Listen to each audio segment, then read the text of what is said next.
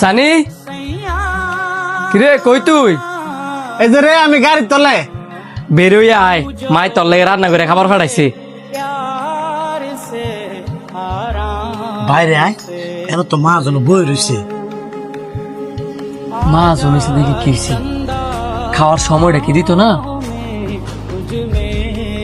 আরে আমি তা কই নাই, উনি তো এনে বুয়া, ওনার সামনে কেমনে খাই? সমস্যা নাই, এখানে বসেই খাও। তাড়াতাড়ি খাইয়া পরে কাজ শুরু করো। ধন্যবাদ ভাই, যা তাড়াতাড়ি হাত ধুই আয়। আর দুই দিতাম না, তুই আজকে খাওয়াই দে। নবাব জাদা কষ্ট করে খাবার আইনও দিতাম, আবার আমার আড্ডা খাওয়াই দিতাম।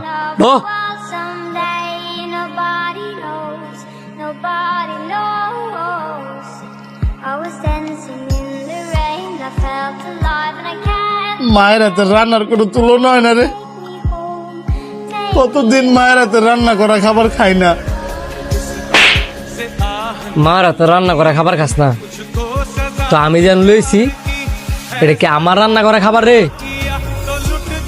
আমার মা কি তোর মা না? নিজের হাতে খাওয়া যেতাম না? রাগ করিস না বন্ধু, তোর মা তো আমার মা ওই।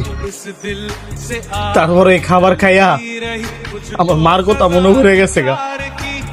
আমার মার যদি তোর নিজের মা মনে করতি তাহলে এই কথাগুলো কইতে লইল না।